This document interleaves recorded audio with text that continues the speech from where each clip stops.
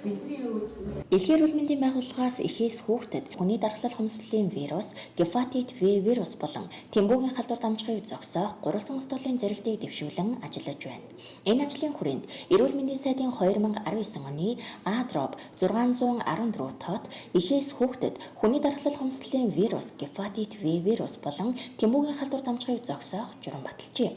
Үүнтэй холбогдуулан Дэлхийн эрүүл мэндийн байгууллагын санхүүжилтээр эрүүл мэндийн яам, халдвар төвчин судлалын үндэсний төвийн дохой бэлгийн замаар дамжих халдварын тандалт судалгааны алба, Ховд аймгийн эрүүл мэндийн газар хамтран их хүүхдэд хүний дархлал хомсдолын вирус, гепатит В вирус болон Тэмбүүгийн халдвар дамжихыг зогсоох арга хэмжээний сургалтыг энэ сарын 10-наас 12-ны өдрүүдэд зохион байгуулж байна.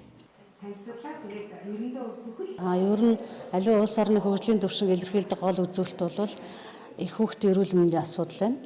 Их хүүхдийн эрүүл мэндийн асуудал хичнээн сайн явагдана. Энэ дунд байж байгаа чанартай тусламж үйлчлэг хичнээн сайн явагдана.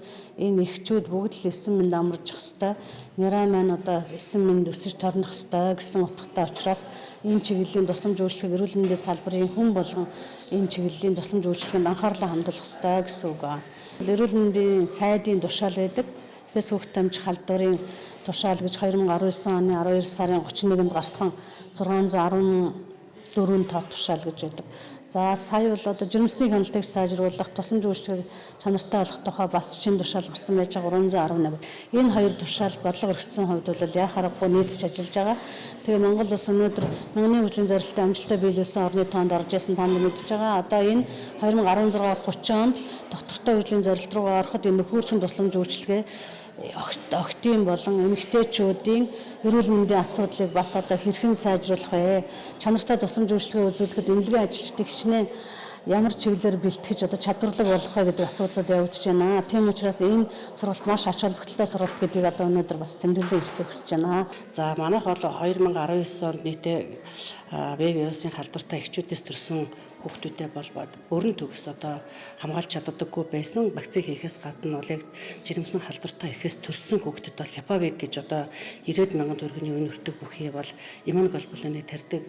20 онд бол 61 одоо вирусын халдвартай эхээс төрсэн 61 хүүхдээ бол 100% хамгаалж чадсан юм үр дүнтэй байгаа.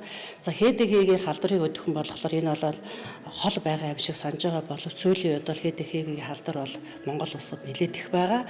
Тийм болохоор бид бас эрсдлээс хамгаалж энэ гурвалсан халдварыг одоо эхээс сурагт амжихаас салдар хамгаалсан юм сургалтыг хийж байгаа давуу талтай байна. Ерөнхийдөө бол манад их хүүхдийн эндэгдэл улс аймгийн дунджаас өндөр байхаас гадна бэлгийн замаар дамжих халдвар бол нэлээд их байгаа. За нэлээд их байгаа нь бол нэгдүгürt бол бэлгийн одоо идэвхтэй амьдралыг одоо нөхөн өрчгөө насны хүүхэд залуучууд их байгаагаас оюутан залуучууд их байгаа. Хоёр ихтэй сургуультай байгаагаас гадна одоо манай эрүүл мэндийн байгууллагуудын илрүүлтийн ажиллагаа маш сайн байгаа. Тэгэхээр цаашдаа бид хүн илрүүлээд хүнээ эмчлээд эргэж хяндаг энэ өвчнийг бол бүрэн төгс устгахын төлөө зорилт тавьж ажиллаж байгаагийн нэг жишээ нь бол энэ сургалтыг авч байна. Энэхүү сургалтын хүрээнд Ховд аймгийн эрүүл мэндийн газар бүсийн онцлог эмчилгээний төв, өрхийн эрүүл мэндийн төвийн 20 гаруй эмч мэргэжилтнүүдэд эхээс хүүхдэд хүний дархлал хомсдолын вирус, гепатит В вирус болон Тэмбүүгийн халдвар дамжихыг зогсоох арга хэмжээний талаар цогц мэдлэг олгож, сурагч багш бэлтгэх замаар орон нутгийн эрүүл мэндийн байгууллагуудын тусламж үйлчилгээг сайжруулахаар зорьж байгаа юм. Ингэснээр Ховд аймаг нь баруун бүсийн жишг аймаг болж цаашид хөдөөгийн сумдаас гадна баруун бүсийн бусад аймагуудад мэргэжил арга зүйн дэмжлэг үзүүлэн ажиллах боломж бүрдэнэ гэж албаныхан онцоллоо.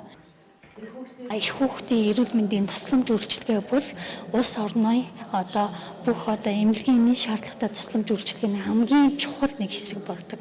Ялангуяа энэ дотор халдвар төвчнөөс сэргийлэх асуудал бол манай улсад бол маш их тулгымцсан асуудал болж байгаа. Халдвар төвчний хувьд болохтой бэлгийн замаар дамжих халдвар тэр дотор Тэмбүүгийн өвчлөл бол жилээс жилд бас нэмэгдэж байгаа. Гэхдээ энэ одоо өсөж байгаа дүн бол мэдээж хэрэг энэ манай тандал судалгааны одоо үйл ажиллагаа маш эрчимтэй явагдаж илрүүл сайжирч байгаатай холбоотой. Гэхдээ бид нэр энэ үйл ажиллагааг орон нутгийн түвшинд ялангуяа эмч мэргэжилтнүүдийн мэргэжил арга зүгээр дэмжиж дээрээс нь одоо яг газар дээр нь шинэ мэдлэгийг одоо олгох мэргэжил одоо өөрсдийнх нь туршлагын нэмэгдүүлэх ийм одоо боломжийг бүрдүүлж байгаа. Ховд аймагт анх удаага энэ сургалтыг зохион байгуулснаар Ховд аймаг бол загвар одоо аймаг болж байгаа. Өөрөөр хэлбэл өнөөдөр сургагдсан энэ нийт 25 мэрэгчлэн маань эргээд цаашдаа анхан шатны тусламж үйлчилгээ үзүүлж байгаа энэ мэрэгчлүүд ялангуяа сумдуудад